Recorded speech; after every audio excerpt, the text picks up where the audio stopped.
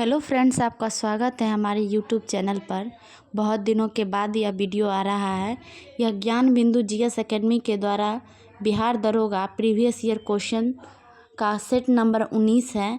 अगर आप पुरानी वीडियो नहीं देखे हैं तो हमारे प्लेलिस्ट में जाके देख ले। अगर आप बिहार दरोगा, Bihar SSC, Bihar police and अन्य कॉम्पिटिटिव एग्ज़ाम की तैयारी करते हैं तो हमारे चैनल से जुड़े रहने के लिए सब्सक्राइब कर लें। वीडियो के लास्ट में क्वेश्चन पूछा जाता है, उसका आंसर कमेंट में दे और अपने दोस्तों के बीच भी ज़रूर शेयर करें। और जो भी आपको फैक्ट्स आपको न्यू लगते हैं तो नोटबुक में उसे ज़रूर नोट करें। इस बुक में टोटल 25 सेट हैं, हम लोग ऑलरेडी 18 कर चुके हैं। ये सेट नंबर 19 है। तो चलिए हम वीडियो को स्टार्ट करते हैं। विथ डिस्क्रिप्शन है हर एक क्वेश्चन, तो वीडियो को स्किप ना करें, आराम से देखें। ये आपके लिए बहुत ही इम्पोर्टेंट होने वाला है, ठीक है। ये प्रवर्तन अवर निरीक्षक में पूछा गया क्वेश्चंस है। तो पहला क्वेश्चन है, लोकसभा अध्यक्ष अपना त्यागपत्र किसे सौंपता है? तो राइट आंसर क्या हो जाएगा आपको? उपाध्यक्ष को। लोकसभा अध्यक्ष उपाध्यक्ष को सौंपता है और उपाध्यक्ष लोकसभा अध्यक्ष को सौंपते हैं, ठीक है। वर्तमान समय में लोकसभा अध्यक्ष श्री ओम बिरला हैं, जो कि 18वीं लोकसभा के अध्यक्ष निर्वाचित हुए थे। संविधान के अनुच्छेद 93 के तहत लोकसभा अध्यक्ष एवं उपाध्यक्ष पद का उल्लेख है। लोकसभा अध्यक्ष लोकसभा का पीठासीन अधिकारी होता है, जिसका चुनाव लोकसभा के सदस्यों के द्वारा किया जाता है। लोकसभा अध्यक्ष तब तक अपने पद पर बने रहते हैं जब तक कि नई लोकसभा की पहली बैठक प्रारंभ न हो जाए। कोई विधेयक धन विधेयक है न कि नहीं, इसका निर्णय लोकसभा अध्यक्ष करता है। 14 दिन की पूर्व सूचना देकर लोकसभा के तत्कालीन सदस्यों के बहुमत से पारित संकल्प या अविश्वास के आधार पर ही अध्यक्ष को हटाया जा सकता है। लोकसभा अध्यक्ष एवं उपाध्यक्ष को संचित निधि से वेतन दिया जाता है, जिसका निर्धारण संसद द्वारा किया जाता है। लोकसभा के प्रथम अध्यक्ष जीबी मावलंकर तथा उपाध्यक्ष अनंत शयनम अयंगर थे। ये बहुत ही इम्पॉर्टेंट है, क्वेश्चन पूछा जाता है एग्जाम में कि लोकसभा के प्रथम अध्यक्ष कौन थे।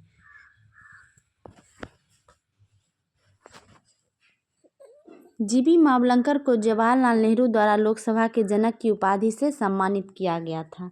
नेक्स्ट क्वेश्चन है, प्रकाश तरंग और ध्वनि तरंग के बीच का अंतर निम्नलिखित में किस घटना पर आधारित है? तो राइट आंसर ध्रुवीकरण हो जाएगा। प्रकाश विद्युत चुंबकीय तरंग है या अनुप्रस्थ तरंग है। प्रकाश का तरंग दैर्घ्य 3900 से 7800 एंगस्ट्रॉम के बीच होता है। ध्वनि तरंग के साथ ध्रुवण की घटना नहीं होती है। ध्वनि तरंग अनुदैर्ध्य तरंग का उदाहरण है। निम्नलिखित में किस शिलालेख में अशोक के नाम का उल्लेख है? तो राइट आंसर हो जाएगा आपको मास्की, ठीक है। मास्की एवं गुर्जरा दोनों होगा, ठीक है। दोनों में अशोक का नाम मिलता है। अशोक मौर्य साम्राज्य का शासक था। अशोक ने देव नाम प्रिय एवं प्रियदर्शी अपने अभिलेखों में उपाधि धारण की थी। मास्की जो कि कर्नाटक में है और गुर्जरा मध्य प्रदेश में। नेट्यूर कर्नाटक एवं उदयगोलम कर्नाटक अभिलेख में अशोक का वास्तविक नाम अशोक का अभिलेख मिलता है, 4 जगह मिलता है, ठीक है। सिंहली अनुश्रुति के अनुसार अशोक ने अपने 99 भाई की हत्या करके सिंहासन प्राप्त किया था। भाबरू राजस्थान अभिलेख में अशोक ने स्वयं को मगध का सम्राट घोषित किया है। अशोक बौद्ध धर्म का अनुयायी था। अशोक को बौद्ध भिक्षुक उपगुप्त ने बौद्ध धर्म की दीक्षा दी थी। नेक्स्ट क्वेश्चन है, चलती कार में अचानक ब्रेक लगने पर यात्री का आगे की ओर झुकना निम्नलिखित में किसका उदाहरण है? राइट आंसर हो जाएगा गति जड़त्व। जड़त्व वस्तु का आंतरिक गुण है, जिसके कारण वस्तु अपनी अवस्था को बनाए रखने का प्रयास करती है। जड़त्व के नियम के बारे में सर्वप्रथम गैलीलियो ने बताया था। गाड़ी के अचानक चलने पर यात्री का पीछे की ओर झुकना विराम के जड़त्व का उदाहरण है। न्यूटन के प्रथम नियम को ही जड़त्व का नियम कहते हैं। नेक्स्ट क्वेश्चन है, हुंडरू जलप्रपात किस नदी पर अवस्थित है? तो राइट आंसर हो जाएगा आपको स्वर्णरेखा नदी, ठीक है। कहीं कहीं स्वर्णरेखा भी लिखा रहता है। झारखंड में है। विश्व में सबसे अधिक जलप्रपात अफ्रीका महाद्वीप में है। विश्व का सबसे बड़ा जलप्रपात नियाग्रा जलप्रपात अमेरिका और कनाडा की सीमा पर सेंट लॉरेंस नदी पर अवस्थित है। विश्व का सबसे ऊंचा जलप्रपात एंजिल जलप्रपात 979 मीटर है, जो कैरो नदी पर स्थित है। धुआंधार जलप्रपात नर्मदा नदी पर है। जो गरसोप्पा महात्मा गांधी जलप्रपात कर्नाटक में शरावती नदी पर स्थित है। महानदी को ओडिशा का शोक भी कहते हैं। नेक्स्ट क्वेश्चन है, कौन सा अनुच्छेद कुछ मामलों का उच्च न्यायालय में हस्तांतरण से संबंधित है? तो राइट आंसर हो जाएगा अनुच्छेद 228।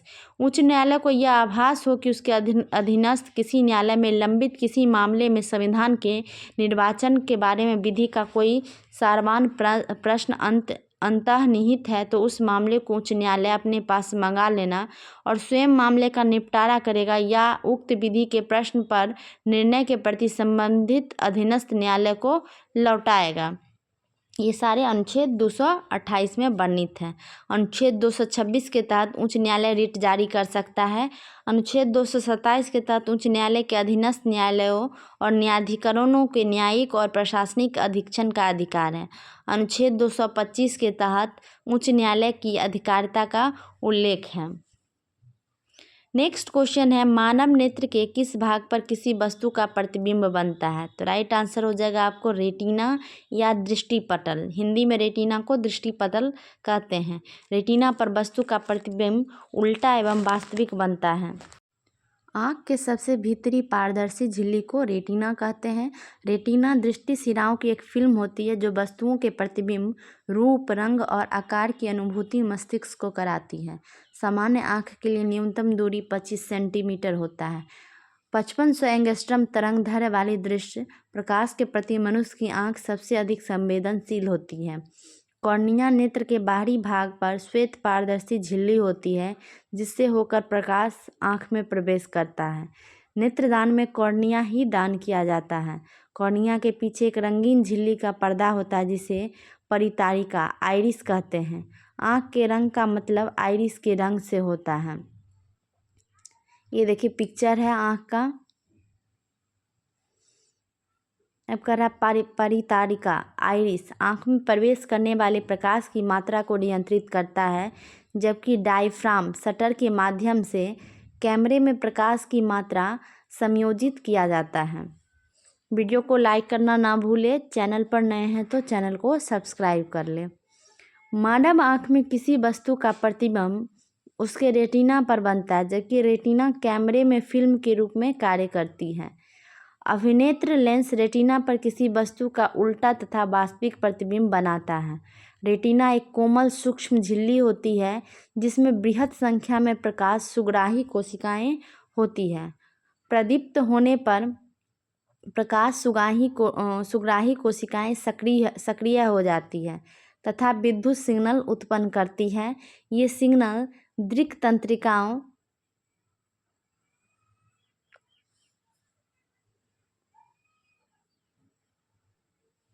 द्वारा मस्तिष्क तक पहुंचा दिए जाते हैं।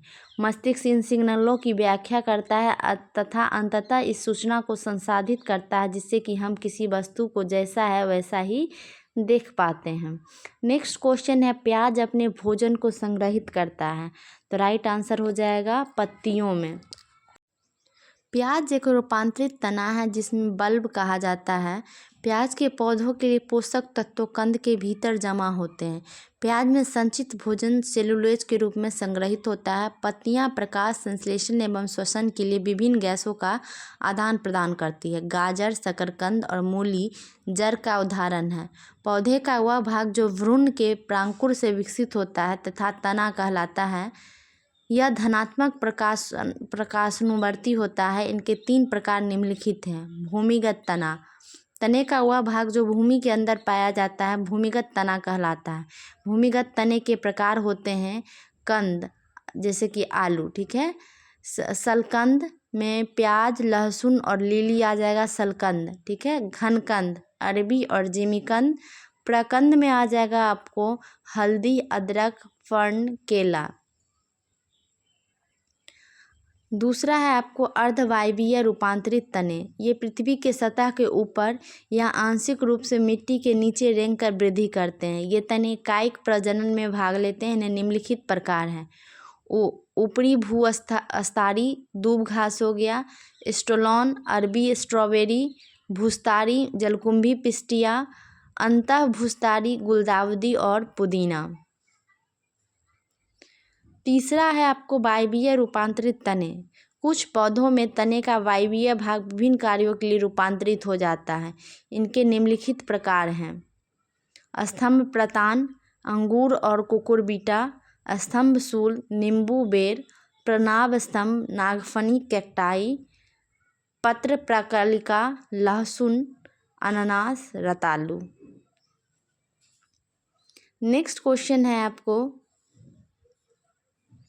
थाई पूसम त्योहार कहाँ मनाया जाता है? तो राइट आंसर हो जाएगा आपको तमिलनाडु। थाई पूसम त्योहार तमिल समुदाय के लोगों द्वारा जनवरी या फरवरी महीने में पूर्णिमा के अवसर पर मनाया जाता है। इस त्यौहार को पुष्प तारा के साथ संबंध जोड़कर मनाया जाता है। यह त्यौहार भगवान मुरुगन की सराहना करने के लिए मनाया जाता है। भगवान मुरुगन को भगवान शिव का पुत्र माना जाता है। उगादि त्यौहार आंध्र प्रदेश और कर्नाटक में नव वर्ष के रूप में मनाया जाता है। ओणम त्यौहार केरल में मनाया जाता है। नेक्स्ट क्वेश्चन है, प्रोटीन का पाचन कहाँ से शुरू होता है? तो राइट आंसर आपको हो जाएगा आमाशय से। आमाशय की दीवार पर उपस्थित जठर ग्रंथियों से जठर रस स्रावित होता है। जठर रस में उपस्थित हाइड्रोक्लोरिक अम्ल की उपस्थिति में पेप्सिनोजन सक्रिय पेप्सिन में बदल जाता है। पेप्सिन एंजाइम प्रोटीन को सरल अणुओं से पहले पेप्टाइड तत्पश्चात पेप्टोन्स में तोड़ता है। हाइड्रोक्लोरिक अम्ल की उपस्थिति में निष्क्रिय प्रोरेनिन सक्रिय रेनिन में परिवर्तित हो जाता है, जो दूध में उपस्थित कैसिनोजन प्रोटीन का पाचन करता है। आमाशय में ही लाइपेज एंजाइम द्वारा वसा का पाचन शुरू किया जाता है। आमाशय से भोजन अब क्षुद्रांत छोटी आंत में प्रवेश करता है। यह अवरोधनी पेशी द्वारा नियंत्रित होता है। क्षुद्रांत आहार नाल का सबसे लंबा भाग होता है। विभिन्न जंतुओं में क्षुद्रांत की लंबाई उनके भोजन के अनुसार अलग अलग होती है। घास खाने वाले शाकाहारी का सेलुलोज पचाने के लिए लंबी क्षुद्रांत की आवश्यकता होती है। मांस का पाचन सरल है, अतः मांसाहारी जंतुओं में क्षुद्रांत छोटी होती है। क्षुद्रांत कार्बोहाइड्रेट, प्रोटीन तथा वसा के पूर्ण पाचन का स्थल है। इस कार्य के लिए यह यकृत तथा अग्नाशय से स्रावन प्राप्त करती है। आमाशय से आने वाला भोजन अम्लीय है और अग्नाशयीय एंजाइमों की क्रिया के लिए उसे क्षारीय बनाया जाता है। यकृत से स्रावित पित्तरस इस कार्य को करता है। यह कार्य वसा प्रक्रिया करने के अतिरिक्त है। अग्नाशय से अग्नाशिक रस का स्रावन करता है, जिसमें प्रोटीन के पाचन के लिए ट्रिप्सिन एंजाइम होता है। इमल्सीकृत वसा का पाचन करने के लिए लाइपेज एंजाइम होता है। क्षुद्रांत की भित्ति में ग्रंथि होती है, जिससे आंत्र रस स्रावित होती है। इसमें उपस्थित एंजाइम प्रोटीन को अमीनो अम्ल, कार्बोहाइड्रेट को ग्लूकोज में, वसा को वसा अम्ल तथा ग्लिसरॉल में परिवर्तित कर देता है। पाचित भोजन को आंत्र की भित्ति अवशोषित कर लेती है। क्षुद्रांत के आंतरिक स्तर पर अनेक अंगुली जैसे प्रवर्ध होते हैं, जिन्हें दीर्घ रोम कहते हैं, या अवशोषण का सतही क्षेत्र बढ़ा देते हैं। दीर्घ रोम में रुधिर वाहिकाओं की बहुतायत होती है, जो भोजन का अवशोषित कर शरीर की प्रत्येक कोशिका तक पहुंचाते हैं। बिना पचा भोजन बृहदांत बड़ी आंत में भेज दिया जाता है, जहां दीर्घ रोम इस पदार्थ में से जल का अवशोषण कर लेते हैं। अन्य पदार्थ गुदा द्वारा बाहर कर दिया जाता है। नेक्स्ट क्वेश्चन है, काजू के उत्पादन के लिए उपयुक्त मिट्टी कौन सी है? तो राइट आंसर हो जाएगा लेटराइट मिट्टी। उच्च तापमान और अधिक वर्षा के साथ चट्टानों की टूट फूट होने से लेटराइट मिट्टी बनती है। लेटराइट मिट्टी में आयरन ऑक्साइड की अधिकता होती है, जिस कारण यह मृदा लाल होती है। इसकी प्रकृति अम्लीय होती है। केरल, तमिलनाडु, छत्तीसगढ़, महाराष्ट्र आदि राज्य में क्षेत्र में यह मृदा पाई जाती है। इस मृदा में नमी धारण करने की क्षमता नहीं होती है। नेक्स्ट क्वेश्चन है, कांवरताल झील कहाँ है? तो राइट आंसर हो जाएगा आपको बिहार में। बिहार के बेगूसराय जिले में स्थित है। यह झील बिहार के प्रथम रामसर साइट के रूप में घोषित किया गया है। इस झील और इसके आसपास की आर्द्र भूमि को पश्चिमी बिहार का दर्जा प्राप्त है। गोगाबिल झील कटिहार में स्थित है। बखिरा झील, सूर सरोवर, कीथम झील, रामगढ़ ताल झील, सिरसी जलाशय, लिलौर झील आदि उत्तर प्रदेश में स्थित है। डल झील, बुलर झील, नागिन झील और आदि जम्मू कश्मीर में स्थित है। भीमताल, सात ताल, सप्तऋषि कुंड, समर्थताल, डोडी ताल आदि झीलें उत्तराखंड राज्य में स्थित है। मैंने झील पर एक स्पेशल वीडियो बनाया है, अगर आप नहीं देखे हैं तो हमारे प्लेलिस्ट स्टैटिक जीके के प्लेलिस्ट में जाके ज़रूर देखें। नेक्स्ट है, तत्कार किस नृत्य का रूप है? तो राइट आंसर हो जाएगा कथक। कथक का उद्भव कथा शब्द से हुआ, जिसका शाब्दिक अर्थ होता है कथा कहना। प्राचीन समय में कथावाचक गानों के रूप में इसे बोलते थे तथा अपनी कथा को नया रूप देने के लिए नृत्य करते थे। इसी से दक्षिण भारत में कथा कलाक्षेपण हरि कथा का रूप बना और यही उत्तर भारत में कथक के रूप में प्रसिद्ध हुआ। कथक नृत्य में पैरों एवं पैरों में बंधे घुंघरुओं से जो ध्वनि की उत्पत्ति होती है उसे तत्कार कहते हैं। तत्कार के द्वारा नर्तक विभिन्न लयकारी एवं बोलों को प्रस्तुत करता है। कथक नृत्य को नटवरी नृत्य के नाम से भी जाना जाता है। भारत के शास्त्रीय नृत्यों में केवल कथक का ही संबंध मुस्लिम संस्कृति से भी रहा है। नेक्स्ट क्वेश्चन है, भारत छोड़ो आंदोलन 1942 के समय जेल से भागकर किसने भूमिगत होकर लड़ाई लड़ी? तो राइट आंसर हो जाएगा आपको जयप्रकाश नारायण।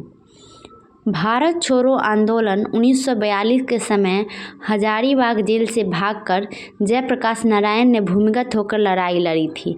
8 अगस्त 1942 को गांधी जी के द्वारा बॉम्बे के ग्वालियर टैंक से भारत छोड़ो आंदोलन की घोषणा की गई और 9 अगस्त को 0 आवर चलाकर सारे नेता को बंदी बना लिया गया। 9 नवंबर 1942 को दिवाली के रात्रि में जयप्रकाश नारायण अपने साथियों के साथ जेल के 4 दीवारी फांदकर जेल से फरार हो गए। जयप्रकाश नारायण नेपाल के तराई के जंगल में रहकर आज़ाद दस्ता का गठन किया। सरदार नित्यानंद सिंह को आज़ाद दस्ता का निर्देशक बनाया गया। मार्च अप्रैल 1943 ईस्वी में आज़ाद दस्ता का स्थापना किया गया। 1942 को भारत छोड़ो आंदोलन के दौरान जयप्रकाश नारायण राष्ट्रीय नेता के रूप में उभरकर सामने आए। जयप्रकाश नारायण को ब्रिटिश सरकार ने नेपाल पर दबाव बनाकर बंदी बना लिया। जयप्रकाश नारायण को कलकत्ता भेज दिया गया। जयप्रकाश नारायण ने मई 1934 को कांग्रेस सोशलिस्ट पार्टी का गठन किया था। इन्होंने संपूर्ण क्रांति का नारा दिया था। 1942 के आंदोलन में बिहार में सिवान थाने पर झंडा फहराने के दौरान फूलेना प्रसाद श्रीवास्तव पुलिस की गोलियों के शिकार हुए। नेक्स्ट क्वेश्चन है, यूनिसेफ का मुख्यालय कहाँ स्थित है? तो राइट आंसर हो जाएगा न्यूयॉर्क। यूनिसेफ की स्थापना 11 दिसंबर 1946 को हुई थी। इस संगठन का पूरा नाम संयुक्त राष्ट्र अंतर्राष्ट्रीय बाल आपातकालीन कोष था। यूनेस्को की स्थापना 16 नवंबर 1945 को हुई थी, जबकि 4 नवंबर 1946 से यह प्रभावी हुआ। इसका मुख्यालय पेरिस, फ्रांस में है। विश्व व्यापार संगठन 1 जनवरी 1995 का मुख्यालय जेनेवा में स्थित है। अंतर्राष्ट्रीय परमाणु ऊर्जा एजेंसी 29 जुलाई 1957 का मुख्यालय वियना, ऑस्ट्रिया में स्थित है। नेक्स्ट क्वेश्चन है, राजा राम मोहन राय को राजा की उपाधि किसने दी थी? तो राइट आंसर हो जाएगा आपको अकबर द्वितीय ने। राजा राम मोहन राय को आधुनिक भारत का प्रथम नेता, भारतीय पुनर्जागरण का जनक, नव जागरण का अग्रदूत, नए भारत का पैगंबर तथा भारत में सुधार आंदोलन का मुख्य प्रवर्तक माना जाता है। इन्होंने मूर्ति पूजा, जाति प्रथा तथा धार्मिक आडंबरों का विरोध किया था। इन्हीं के प्रयासों के फलस्वरूप 1829 ईस्वी में विलियम बेंटिक ने सती प्रथा को समाप्त करने का कानून बनाया। 1815 में राजा राम मोहन राय ने आत्मीय सभा की स्थापना की थी। 20 अगस्त 1828 ईस्वी को ब्रह्म समाज नामक धार्मिक संस्था की स्थापना राजा राम मोहन राय ने की थी। नेक्स्ट क्वेश्चन है, विश्व मानवाधिकार दिवस कब मनाया जाता है? तो राइट आंसर हो जाएगा आपको 10 दिसंबर। ठीक है। संयुक्त राष्ट्र मानवाधिकार परिषद का गठन वर्ष 2006 में संयुक्त राष्ट्र महासभा द्वारा किया गया था। विश्व मानवाधिकार दिवस 10 दिसंबर 2023 का थीम सभी के लिए स्वतंत्रता, समानता और न्याय है। UNHRC का मुख्यालय जेनेवा, स्विट्जरलैंड में स्थित है।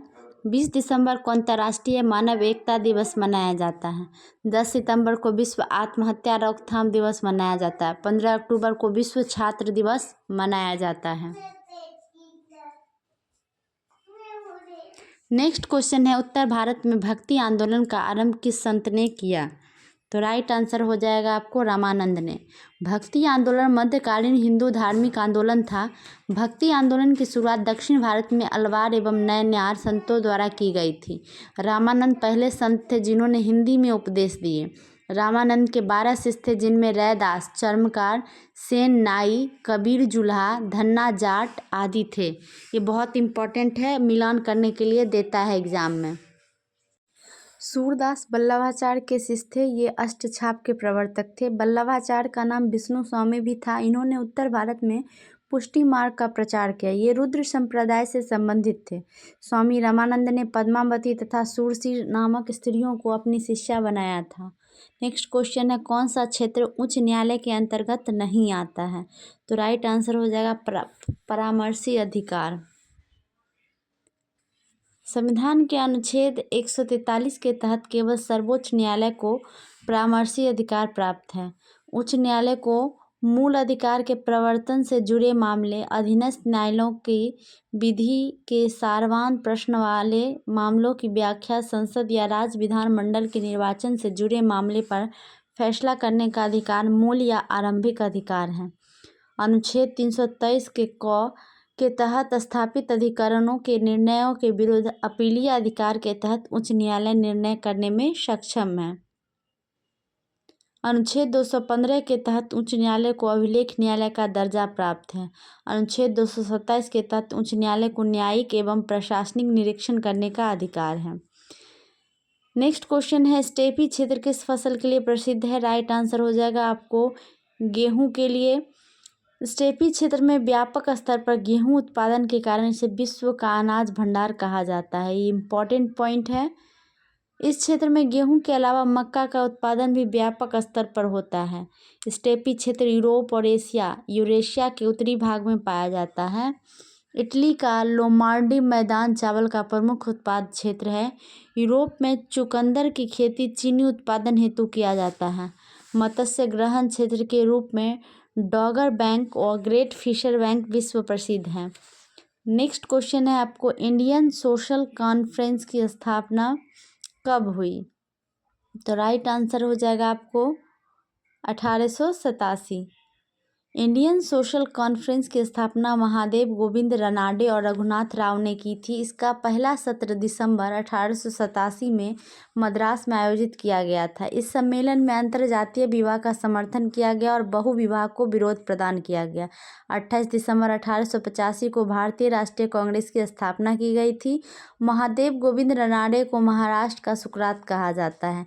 नेक्स्ट क्वेश्चन है कि निम्नलिखित में मगध साम्राज्य का कौन सा शहर गंगा, सोन और गंडक के संगम पर बसा है? तो राइट आंसर हो जाएगा पाटलिपुत्र। हर्यक वंश के शासक उदयन ने पाटलिपुत्र शहर की स्थापना की थी। मगध साम्राज्य की सीमा उत्तर में गंगा से दक्षिण में विंध्य पर्वत तक, पूर्व में चंपा से पश्चिम में सोन नदी तक फैली हुई थी। पाटलिपुत्र का प्राचीन नाम कुसुमपुर था। कालांतर में शेरशाह सूरी ने पाटलिपुत्र का नाम बदलकर पटना रखा था। औरंगजेब के काल में पटना का नाम अजीमाबाद किया गया था। नेक्स्ट क्वेश्चन है, भू प्रॉपर्टी में सर्वाधिक मात्रा में पाया जाने वाला खनिज कौन सा है? तो राइट आंसर हो जाएगा आपको फेल्डस्पार। ठीक है, फेल्डस्पार एल्यूमिनो सिलिकेट खनिजों के समूह में से कोई भी जिसमें कैल्शियम, सोडियम या पोटेशियम होता है। फेल्डस्पार पृथ्वी की पपड़ी के आधे से अधिक हिस्सा बनाते हैं। IUGS international union of geological science के आग्नेय चट्टानों के वर्गीकरण फेल्डस्पार के 2 समूहों में किया गया है। वीडियो को लाइक करना ना भूले। पहला है क्षार फेल्डस्पार, दूसरा है पैलियाग्योलेज फेल्डस्पार। फेल्डस्पार कठोरता, स्थायित्व और रासायनिक जंग के प्रतिरोध में सुधार के लिए एल्यूमिना प्रदान करता है। फेल्डस्पार एल्युमिनियम का अयस्क है। फेल्डस्पार का रासायनिक सूत्र KAlSi3O8 होता है। क्वार्ट्ज का रासायनिक सूत्र SiO2 होता है। क्वार्ट्ज रासायनिक और यांत्रिक अपक्षय दोनों के लिए अत्यधिक प्रतिरोधी है। भू प्रॉपर्टी में सर्वाधिक मात्रा में पाए जाने वाला तत्व ऑक्सीजन है। नेक्स्ट क्वेश्चन है, बारामूला किस नदी के किनारे स्थित है? तो राइट आंसर हो जाएगा आपको झेलम।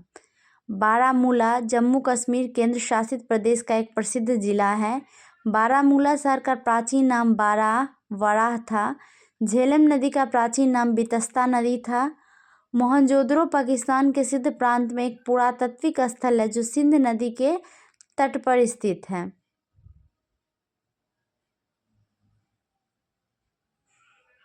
पटना गंगा नदी के किनारे बसा हुआ है। चिनाब नदी का प्राचीन नाम अस्कनी नदी था। नेक्स्ट क्वेश्चन है आपको, जंग का रासायनिक नाम क्या है? राइट आंसर हो जाएगा आपको जलयोजिक फेरिक ऑक्साइड। जंग को फेरिसोफेरिक हाइड्रोक्साइड या फेरिसोफेरिक ऑक्साइड भी कहते हैं। जब किसी धातु को वायुमंडल में खुला छोड़ा जाता है तो वायु एवं वाष्प की अभिक्रिया द्वारा इसका क्षरण होने लगता है, जिसे संक्षारण कहते हैं। किसी धातु पर जंग लगना एक रासायनिक अभिक्रिया है जिसमें धातु का भार बढ़ जाता है। लोहा वायुमंडलीय ऑक्सीजन तथा जल वाष्प से अभिक्रिया करके भूरे रंग का हाइड्रेटेड लौह ऑक्साइड का निर्माण करता है। तो यहाँ पर देखिए इसका केमिकल इक्वेशन दिया हुआ है। लोहा को जंग से बचाने के लिए मोबिल, ग्रीस, पेंट, मिश्र धातु एवं जिंक की परत चढ़ाई जाती है।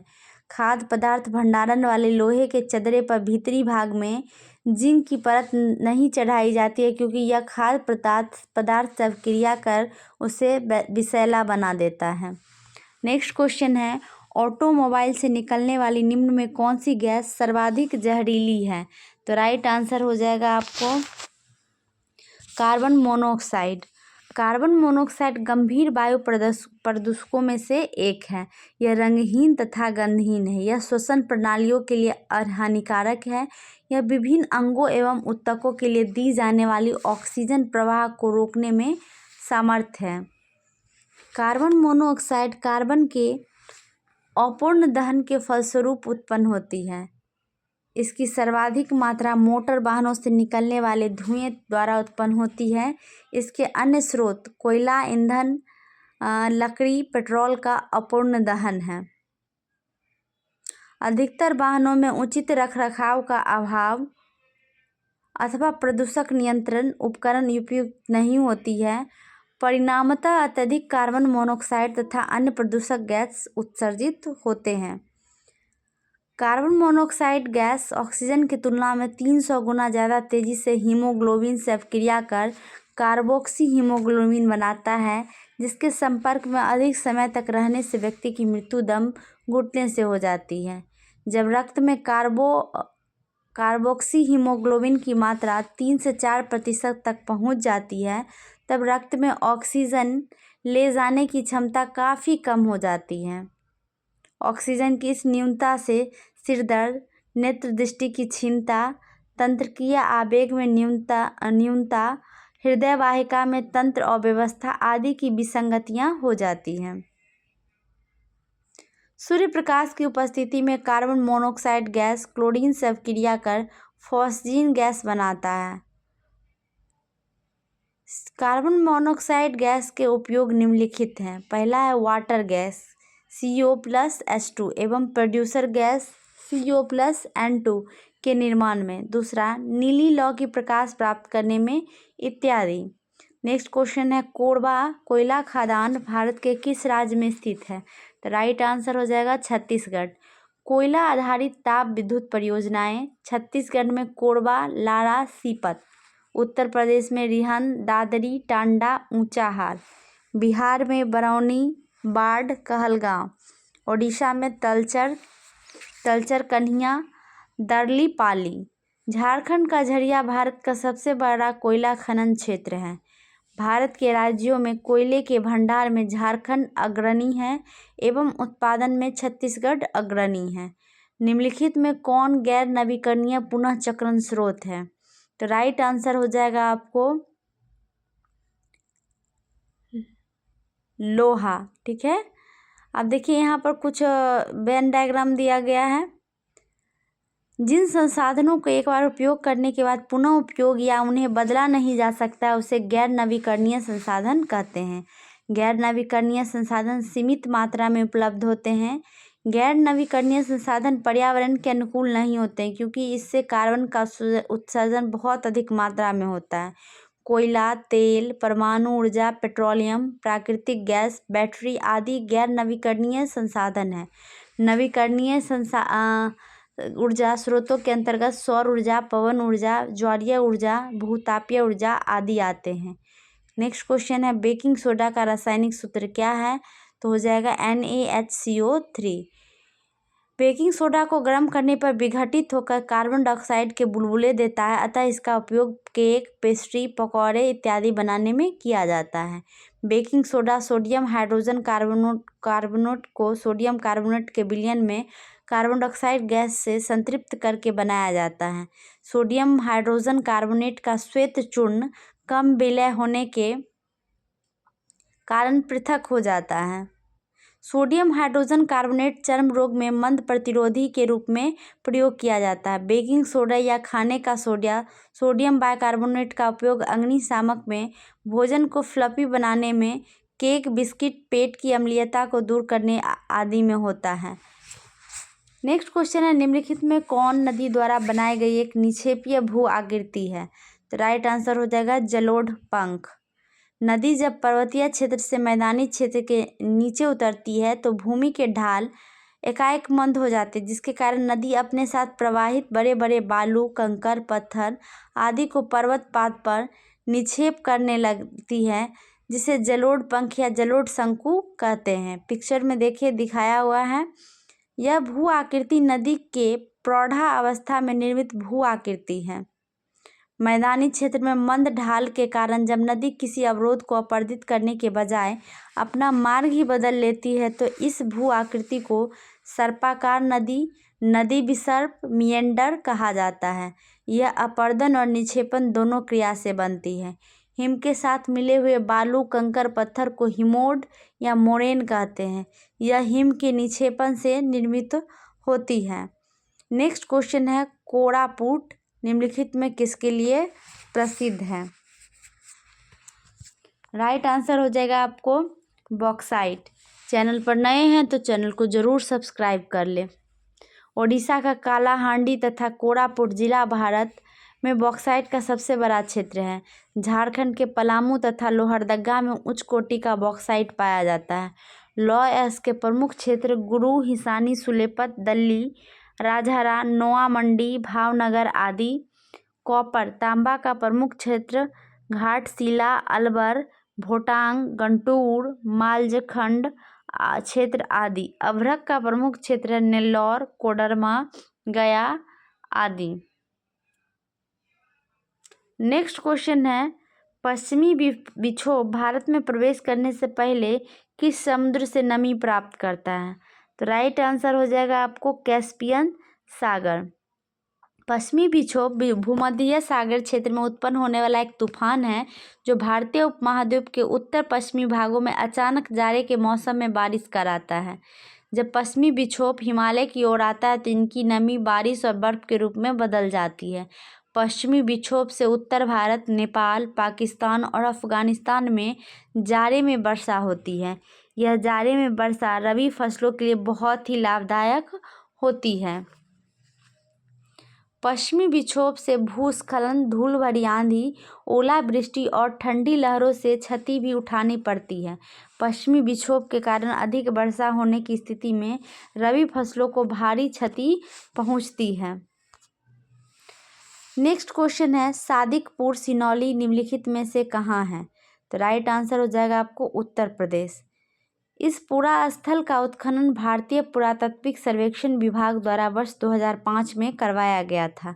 यह महाभारत कालीन स्थल है। इसके उत्खनन से रथ, महिला कंकाल, धनुष, शाही ताबूत तथा सिंधु सभ्यता कालीन कब्रों का प्रमाण मिला है। यहाँ से 177 मानव कंकाल का प्रमाण मिले हैं। सिनौली गांव सिंधु सभ्यता कालीन स्थलों की सूची में सबसे नवीनतम स्थान है। नेक्स्ट क्वेश्चन है, ईस्ट का उपयोग सबसे ज़्यादा किस में होता है? तो राइट आंसर हो जाएगा इथाइल अल्कोहल में। इथाइल अल्कोहल को ग्रीन अल्कोहल भी कहा जाता है। इथाइल अल्कोहल का निर्माण स्टार्च युक्त खाद्य पदार्थों के किण्वन द्वारा होता है। एथेनॉल को औद्योगिक स्तर पर शर्करा के किण्वन से प्राप्त करने की यह पुरानी विधि है। शराब बनाने के लिए अंगूर, शर्करा तथा यीस्ट प्रमुख स्रोत होते हैं। जब अंगूर पक जाते हैं तो उनमें शर्करा की मात्रा बढ़ जाती है तथा उनके ऊपरी सतह पर यीस्ट उत्पन्न हो जाती है। जब अंगूरों की कुचला जाता है तो शर्करा एवं एंजाइम संपर्क में आते हैं तथा किण्वन आरंभ हो जाता है। किण्वन अवायवीय स्थितियों यानी कि वायु की अनुपस्थिति में होता है। किण्वन में कार्बन डाइऑक्साइड निर्मुक्त होती है। उत्पन्न एल्कोहल की मात्र 14% से अधिक हो जाने पर जाइमेज की क्रिया संदमित हो जाती है। यदि किण्वन मिश्रण में वायु आ जाती है तो वायु की ऑक्सीजन एथेनॉल को एथेनोइक अम्ल में ऑक्सीकृत कर देती है, जिससे एल्कोहली पेय का स्वाद नष्ट हो जाता है। एथेनॉल के सेवन का प्रभाव केंद्रीय तंत्रिका तंत्र पर पड़ता है। मध्यम मात्रा में यह निर्णय क्षमता पर प्रभाव डालती है। एल्कोहल की अधिक सांद्रता मितली और बेहोशी लाती है। उच्च सांद्रता में यह स्वतः श्वसन क्रिया में भी बाधा डालती है और प्राणघातक हो सकती है।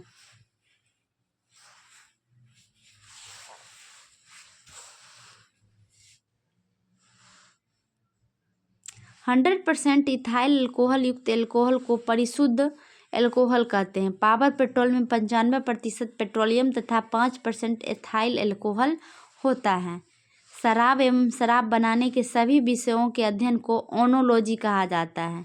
एंजाइम जीवित कोशिकाओं से परिशुद्ध क्रिस्टलीय अवस्था में प्राप्त किए गए हैं, परंतु प्रयोगशाला में पहला एंजाइम 1969 में संश्लेषित किया गया था। एंजाइम उत्प्रेरित अवक्रियाओं के कुछ उदाहरण निम्नलिखित हैं। इक्षु शर्करा सुक्रोज का प्रतिलोपन। इन्वर्टेज एंजाइम इक्षु शर्करा सुक्रोज को ग्लूकोज एवं फ्रक्टोज में परिवर्तित कर देता है। दूसरा है ग्लूकोज को एथिल अल्कोहल में परिवर्तन। जाइमेज एंजाइम ग्लूकोज को एथिल अल्कोहल एवं कार्बन डाइऑक्साइड में परिवर्तित कर देता है। तीसरा है स्टार्च का माल्टोज में परिवर्तन। डाइस्टेज एंजाइम स्टार्च को माल्टोज में परिवर्तित कर देता है। नेक्स्ट है माल्टोज का ग्लूकोज में परिवर्तन। माल्टोज एंजाइम माल्टोज को ग्लूकोज में परिवर्तित कर देता है। नेक्स्ट है यूरिया का अमोनिया एवं कार्बन डाइऑक्साइड में अपघटन। यूरीज एंजाइम इस अपघटन को उत्प्रेरित करता है। नेक्स्ट क्वेश्चन है जठर रस का पीएच मान क्या होता है? तो राइट आंसर हो जाएगा 2। अमाशय की दीवार पर पाई जाने वाली जठर ग्रंथि को ऑक्जेटेनिक सेल से जठर रस का स्राव होता है। अमाशय की म्यूकोसा में जठर ग्रंथियां स्थित होती है। जठर ग्रंथियों में मुख्य रूप से 3 प्रकार की कोशिकाएं होती है, यथा पहला है म्यूकस का स्राव करने वाला श्लेष्मा ग्रीवा कोशिका। दूसरा है पेप्टिक या मुख कोशिकाएं जो प्रोएंजाइम पेप्सिनोजोन का स्राव करती है। तीसरा भीतीय या ऑक्सीनिटिक कोशिकाएं जो हाइड्रोक्लोरिक अम्ल और नैज कारक स्रावित करती हैं।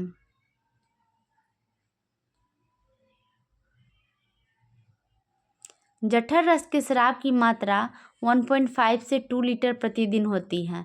जठर रस का पीएच मान 1.5 से 2.5 अम्लीय होता है। जठर रस से उपस्थित श्लेष्म तथा बाइकार्बोनेट श्लेष्म उपकला स्तर का स्नेहन और अत्यधिक सांद्रित हाइड्रोक्लोरिक से उसका बचाव करते हैं। हाइड्रोक्लोरिक पेप्सिनों के लिए उचित अम्लीय माध्यम पीएच 1.8 तैयार करता है। नवजातों के जठर रस में रेनिन नामक प्रोटीन अपघटनीय एंजाइम होता है जो दूध के प्रोटीन को पचाने में सहायक है। जठर ग्रंथियां थोड़ी मात्रा में लाइपेज भी स्रावित करती हैं। प्रोटीन का सर्वप्रथम पाचन अमाशय में होता है। अमाशय में भोजन 4 से 5 घंटा संग्रहित रहता है। अमाशय की पेशीय दीवार के संकुचन द्वारा भोजन की अम्लीय जठर रस से पूरी तरह मिल जाता है, जिसे काइम कहते हैं। नेक्स्ट है सफ़ेद फास्फोरस का आकार होता है। राइट आंसर हो जाएगा चतुष्फलकीय। श्वेत फास्फोरस या पीला फास्फोरस की संरचना चतुष्फलकीय होती है। श्वेत फास्फोरस एक पारभासी श्वेत मोमी ठोस है। यह एक विषैला जल में अविलय परंतु कार्बन डाइसल्फाइड में विलय होता है तथा अंधेरे में दीप्त होता है। अक्रिय वायुमंडल में यह उबलते हुए सोडियम हाइड्रोक्साइड विलयन में घुलकर pH 3 देता है। श्वेत फास्फोरस कम अस्थायी तथा समान परिस्थितियों में दूसरी ठोस प्रवस्थाओं से अत्यधिक क्रियाशील होता है। यह वायु में तेजी से आग पकड़कर P4O10 के सघन श्वेत धूम देता है। नेक्स्ट क्वेश्चन है, चावल की खेती के लिए उपयुक्त जलवायु कौन सी है? राइट आंसर हो जाएगा आपको उष्णकटिबंधीय। चावल उष्णकटिबंधीय मानसूनी जलवायु की फसल है। चावल की फसल हेतु भूमि समतल, तापमान 20 से 30 डिग्री सेल्सियस तथा वर्षा 100 से 150 सेंटीमीटर आवश्यक होती है। चावल भारत की प्रथम और विश्व की दूसरी खाद्यान्न फसल है। विश्व का धान का कटोरा थाईलैंड को तथा भारत में धान का कटोरा छत्तीसगढ़ राज्य एवं कृष्णा गोदावरी डेल्टा क्षेत्र को कहा जाता है। बिहार का धान का कटोरा रोहतास को कहा जाता है। अंतर्राष्ट्रीय चावल अनुसंधान संस्थान का मुख्यालय मनीला, फिलीपींस में है। नेक्स्ट है, निम्नलिखित में सबसे पहले एंटीबायोटिक दवा कौन सा है? तो राइट आंसर हो जाएगा सल्फा ड्रग। सल्फा ड्रग यह एक रासायनिक पदार्थ है जो पहली बार जीवाणुओं से रक्षा के लिए कृत्रिम रूप से निर्मित किया गया था। सल्फा ड्रग नामक एंटीबायोटिक का निर्माण 1935 में गरहार्ड डोमक ने किया था। एंटीबायोटिक दवा हानिकारक जीवाणु के विरुद्ध उपचार हेतु कारगर होता है। सर्वप्रथम अलेक्जेंडर फ्लेमिंग ने पेनिसिलिन नामक एंटीबायोटिक दवा का निर्माण किया जो पेनिसिलियम नोटेटस नामक कवक से प्राप्त किया गया था। नेक्स्ट क्वेश्चन है, निम्नलिखित में कौन सबसे अधिक प्रत्यास्थ या लचीला है? तो राइट आंसर हो जाएगा आपको स्टील। वह गुण जिसके कारण किसी पदार्थ पर प्रत्यारोपित बल को हटाने से वह पदार्थ अपनी प्रारंभिक आकृति एवं आकार को पुनः प्राप्त कर लेता है, प्रत्यास्थता कहलाता है। यदि किसी पदार्थ में अपनी प्रारंभिक अवस्था को प्राप्त करने का गुण नहीं हो तो इस प्रकार के पदार्थ को प्लास्टिक कहा जाता है। ठोस पदार्थ की प्रत्यास्थता अंतर आणविक बल अधिक होने के कारण अधिक होती है। विरूपक बल की वह सीमा जिसके अंतर्गत पदार्थ में प्रत्यास्थता का गुण विद्यमान रहता है उसे प्रत्यास्थता सीमा कहते हैं। किसी पदार्थ पर विरूपक बल लगाने पर प्रतिक्रिया स्वरूप विरूपक बल के बराबर तथा बल की दिशा में प्रत्यानयन बल विकसित होता है। नेक्स्ट क्वेश्चन है, निम्नलिखित में किसकी तरंग दैर्घ्य सबसे कम है? राइट आंसर हो जाएगा एक्स किरण।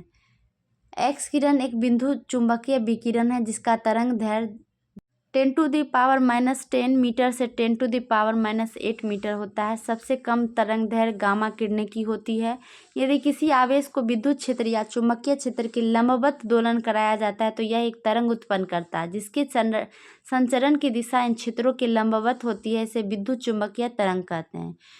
नेक्स्ट क्वेश्चन है, किस कंपनी द्वारा रेलवे की शुरुआत पहली बार की गई? तो राइट आंसर हो जाएगा आपको great Indian peninsula railway. Option number A right हो जाएगा आपको। ग्रेट इंडियन पेनिसुला रेलवे का वर्तमान में भारतीय रेलवे के नाम से जाना जाता है और जिसका मुख्यालय बम्बई, अब मुंबई के बोरी बंदर, बाद में विक्टोरिया टर्मिनल और वर्तमान में छत्रपति शिवाजी टर्मिनल में है। भारत में पहली बार रेल 16 अप्रैल 1853 को मुंबई से थाने के बीच 34 किलोमीटर चलाई गई थी। 16 अप्रैल को भारतीय रेल परिवहन दिवस मनाया जाता है। Great Indian peninsula rail company की स्थापना 1849 में की गई थी। इस कंपनी ने 1850 में मुंबई से थाने के बीच रेलवे लाइन बिछाने का काम शुरू किया था। भारत में दूसरी ट्रेन 15 अगस्त 1854 को कोलकाता में हावड़ा से हुगली के बीच चली थी। कोंकण रेलवे की शुरुआत 26 जनवरी 1998 को हुई थी। अगला क्वेश्चन है, सरकार के वित्तीय खर्च पर अंतिम टिप्पणी कौन करता है? राइट आंसर हो जाएगा आपको नियंत्रक एवं महालेखा परीक्षक। वित्त मंत्रालय के व्यय विभाग में महालेखा नियंत्रक एवं भारत सरकार के प्रधान लेखा सलाहकार के रूप में काम करते हैं। संविधान के अनुच्छेद 150 के अनुसार वार्षिक विनियोजन लेखा और केंद्रीय वित्त लेखा भारत के नियंत्रक एवं महालेखा परीक्षक की सलाह पर संसद में प्रस्तुत किए जाते हैं। महालेखा नियंत्रक सरकारी व्यय के संवितरण एवं सरकारी आय के संग्रहण के लिए बैंकिंग व्यवस्थाओं का संचालन करता है। महालेखाकार का कार्यालय वर्ष 1858 में स्थापित किया गया था। 1866 में इस पद का नाम बदलकर नियंत्रण महालेखा परीक्षक एवं 1884 में भारत के नियंत्रक एवं महालेखा परीक्षक के रूप में पुनर्निर्मित किया गया। नेक्स्ट क्वेश्चन है, संविधान की कौन सी विशेषता वास्तविक रूप से संघात्मक नहीं है? राइट आंसर हो जाएगा एकीकृत न्यायपालिका। भारतीय संविधान में संघीय प्रणाली को कनाडा के संविधान से अपनाया गया है। भारतीय संविधान में संघीय शब्द का उल्लेख नहीं है, परंतु संघीय लक्षण में संविधान में विद्यमान है। नेक्स्ट क्वेश्चन है, किस संविधान संशोधन के तहत राष्ट्रपति को मंत्रिमंडल की राय को मानने के लिए बाध्य किया गया? तो राइट आंसर हो जाएगा आपको 42वां संविधान संशोधन। इस संशोधन अधिनियम द्वारा प्रस्तावना में समाजवादी, पंथ निरपेक्ष और अखंडता शब्द जोड़ा गया। नेक्स्ट क्वेश्चन है, लौरिया अरेराज क्या है? तो राइट आंसर हो जाएगा स्तंभ लेख है। सम्राट अशोक ने जो 7 राजज्ञाएं स्तंभ लेख पर खुदवाया था, उसमें से एक स्तंभ लेख लौरिया अरेराज पूर्वी चंपारण जिले में स्थित है। इस स्तंभ के शीर्ष पर शेर की आकृति है। लौरिया नंदनगढ़ स्तंभ लेख बिहार के पश्चिमी चंपारण जिले में स्थित है। कौशाम्बी लघु स्तंभ लेख को रानी का अभिलेख भी कहते हैं। इसमें अशोक की रानी कारूबाकी और उसके पुत्र तीवर का उल्लेख है। रुमिनदेई स्तंभ लेख को आर्थिक अभिलेख भी कहते हैं। नेक्स्ट क्वेश्चन है, कैंसर कोशिका के परीक्षण को कहा जाता है? तो राइट आंसर हो जाएगा बायोप्सी। बायोप्सी एक ऐसी प्रक्रिया है जिसमें शरीर के प्रभावित हिस्सों से कोशिकाओं या ऊतकों का सैंपल लेकर उसकी जांच की जाती है। बायोप्सी सर्जरी के द्वारा डॉक्टर किसी गंभीर बीमारी की संभावना को कम करते हैं।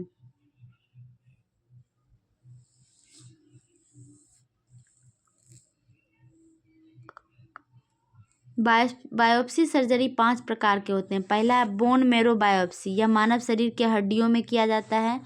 दूसरा है आपको एंडोस्कोपी सर्जरी, मानव शरीर में किसी ऊतक की स्थिति का पता लगाने हेतु यह सर्जरी की जाती है। तीसरा है निडल बायोप्सी, त्वचा के ऊतक को इकट्ठा करने के लिए यह परीक्षण किया जाता है। नेक्स्ट स्किन बायोप्सी, त्वचा कैंसर को रोकने हेतु स्किन बायोप्सी किया जाता है। नेक्स्ट है सर्जिकल बायोप्सी, ऊतक के असमान हिस्से को निकालने हेतु यह तकनीक अपनाई जाती है। मृत शरीर के जांच को ऑटोप्सी कहते हैं। प्रसामान्य कोशिकाओं का कैंसरी नवद्रव्यीय कोशिकाओं में रूपांतरण को प्रेरित करने वाले कारक भौतिक, रासायनिक अथवा जैविक हो सकते हैं। ये कारक कैंसरजन कहलाते हैं। एक्स किरण और गामा किरणें जैसे आयनकारी विकिरण और पराबैंगनी जैसे आयनकारी विकिरण डीएनए की क्षति पहुंचाते हैं, जिससे नवद्रव्यीय रूपांतरण होता है।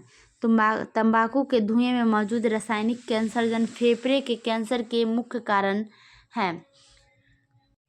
भूमध्य रेखा से ध्रुवों की ओर जाने पर जी अर्थात गुरुत्वाकर्षणीय त्वरण का मान क्या होता है? तो बढ़ता है। जब भी कोई वस्तु पृथ्वी की ओर गिरती है, त्वरण कार्य करता है। यह त्वरण पृथ्वी के गुरुत्वीय बल के कारण होता है। अतः इस त्वरण को पृथ्वी के गुरुत्वीय बल के कारण त्वरण या गुरुत्वीय त्वरण कहते हैं। इसे जी से सूचित करते हैं, स्मॉल जी से। जी के मात्रक वही है जो त्वरण के मात्रक है, मीटर पर सेकेंड स्क्वायर। मुक्त रूप से गिरती वस्तुओं में गुरुत्वीय बल के कारण त्वरण लगता है, अतः इसे जी से निर्दिष्ट करते हैं। इसलिए गुरुत्वीय बल का परिमाण एफ द्रव्यमान या गुरुत्वीय त्वरण के गुणनफल के बराबर होता है। ध्रुव पर जी का मान महत्तम होता है। विषुवत रेखा पर जीव का मान न्यूनतम होता है। पृथ्वी के केंद्र पर जी का मान 0 होता है। पृथ्वी की सतह से ऊपर या नीचे जाने पर जी का मान घटता है। पृथ्वी के घूर्णन गति घटने पर जी का मान बढ़ जाता है। पृथ्वी के घूर्णन गति बढ़ने पर जी का मान कम हो जाता है। यदि पृथ्वी अपनी वर्तमान कोणीय चाल से 17 गुनी अधिक चाल से घूमने लगे तो भूमध्य रेखा पर रखी वस्तु का भार 0 हो जाएगा, अर्थात जी का मान 0 हो जाएगा। इस प्रकार के प्रश्न पूछे जाते हैं। नेक्स्ट है पारिस्थितिक तंत्र में ऊर्जा का प्राथमिक स्रोत क्या है? तो राइट आंसर हो जाएगा सूर्य प्रकाश। किसी भी पारिस्थितिक तंत्र में ऊर्जा का अंतिम स्रोत सूर्य है। पारिस्थितिक तंत्र में ऊर्जा का प्रभाव ऊष्मागतिकी के सिद्धांतों के आधार पर होता है। एक इकाई क्षेत्र में पाई जाने वाली जैविक एवं अजैविक घटकों के पारस्परिक अंतर संबंधों द्वारा पारिस्थितिक तंत्र का निर्माण होता है। सूर्य से प्राप्त भौतिक ऊर्जा को उत्पादक रासायनिक ऊर्जा में तथा उपभोक्ता ऊष्मा ऊर्जा में बदल देते हैं। ऊर्जा का स्थानांतरण एकल दिशा में होता है। ऊर्जा का पिरामिड सदैव सीधा होता है।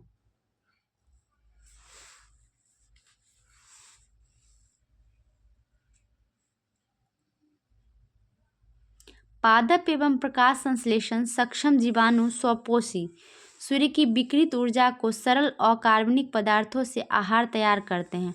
पादप केवल 2 से 10% प्रकाश संश्लेषणात्मक सक्रिय विकिरण का प्रग्रहण करते हैं।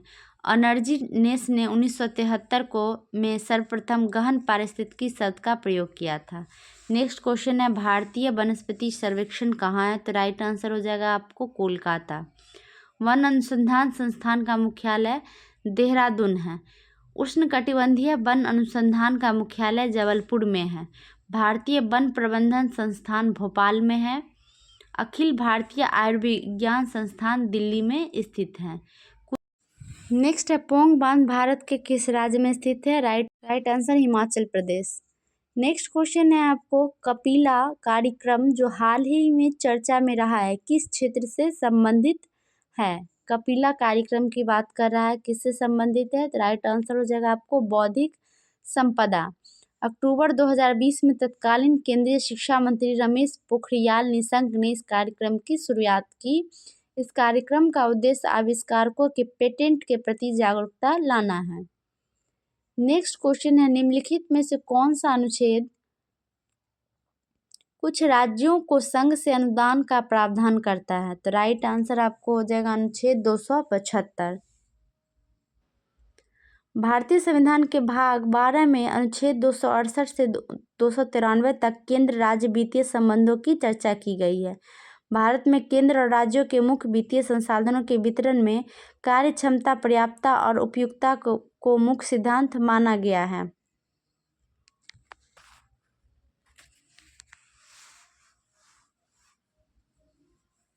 अनुच्छेद 276 के तहत वृत्तियों, व्यापारों, आजीविकाओं और नियोजन पर कर लगाने का प्रावधान है। अनुच्छेद 278 के अंतर्गत कुछ वित्तीय विषय के संबंध में पहली अनुसूची के भाग ख में राज्यों से करार का उल्लेख है।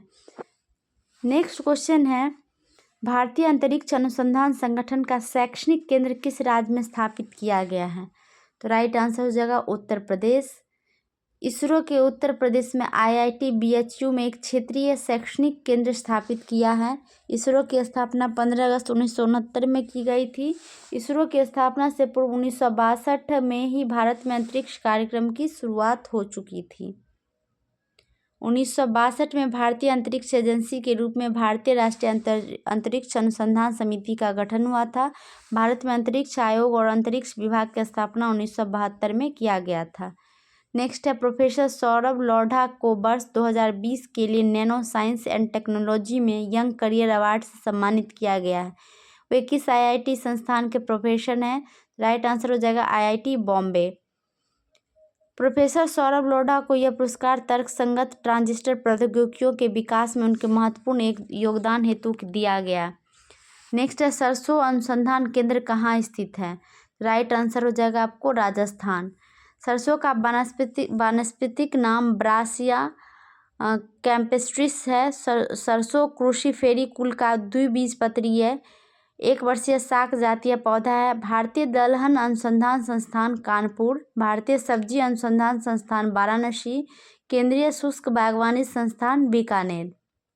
नेक्स्ट है, प्रथम भारतीय पूरा पाषाण कलाकृति कहाँ से प्राप्त हुआ है? तो राइट आंसर हो जाएगा आपको पल्लावरम।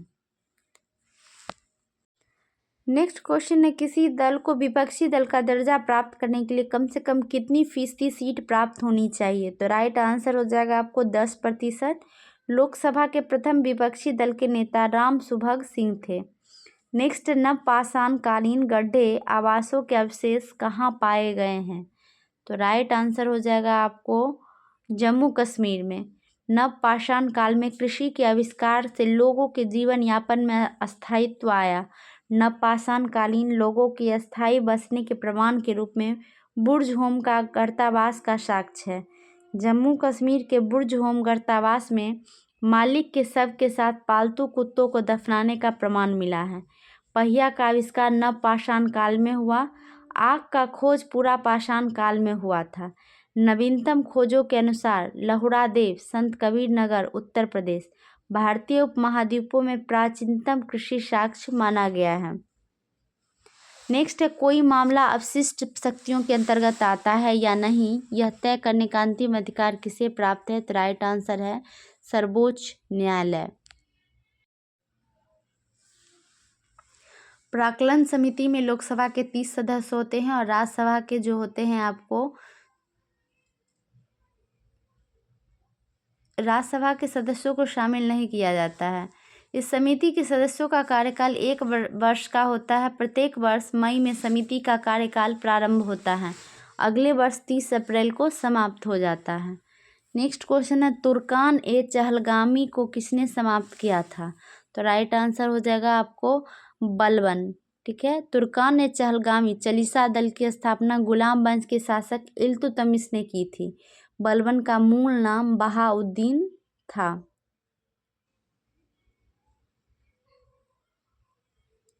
बलबन के दामाद नासिरुद्दीन महमूद ने बलबन को उलुग खां की उपाधि प्रदान की। अलाउद्दीन खिलजी ने घोड़ा दागने एवं सैनिकों का हुलिया लिखने की प्रथा की शुरुआत की। फिरोज शाह तुगलक ब्राह्मणों पर जजिया कर लागू करने वाला पहला मुस्लिम शासक था। नेक्स्ट है, राज्यपाल के संबंध में निम्नलिखित में कौन सा कथन सत्य नहीं है?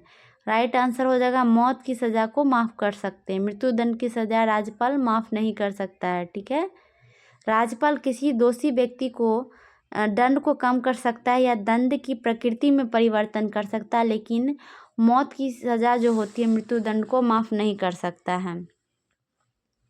राज्यपाल मृत्युदंड को आजीवन कारावास में बदल सकता है। राज्यपाल सैनिक न्यायालय द्वारा सजा प्राप्त व्यक्ति की कुछ मदद नहीं कर सकता है। अनुच्छेद 72 राष्ट्रपति को मृत्युदंड की सजा माफ करने का अधिकार प्रदान करती है। राज्यपाल पद का सृजन अनुच्छेद 153 के अंतर्गत किया गया है। राज्यपाल को राज्य कार्यपालिका का औपचारिक प्रमुख अनुच्छेद 154 के अंतर्गत बनाया गया है। राज्यपाल राज्य विधानमंडल का हिस्सा होते हैं। वे विधानसभा द्वारा पारित विधेयक पर जब हस्ताक्षर कर देते हैं तो वह कानून बन जाता है। अनुच्छेद 174 के अंतर्गत राज्यपाल विधानसभा सत्र के आहूत करते हैं, सत्रावसान करते हैं और विधानसभा का विघटन भी कर सकते हैं। अनुच्छेद 213 के अंतर्गत जब सत्र नहीं चल रहा हो तो राज्यपाल अध्यादेश जारी कर सकते हैं। राज्यपाल उच्च न्यायालयों के न्यायाधीश को शपथ दिलाते हैं। अनुच्छेद 161 राज्यपाल के क्षमादान से संबंधित है। अब मैथ्स के क्वेश्चन है। आज का वीडियो इतने ही तक। कमेंट करें आपको कैसा लगा। Thank you so much. अगर आप पुरानी वीडियो नहीं देखे हैं तो हमारे प्लेलिस्ट में जाके ज़रूर देख ले, और आप बिहार SI और बिहार पुलिस की तैयारी करते हैं तो हमारे चैनल को सब्सक्राइब कर ले। Thank you so much.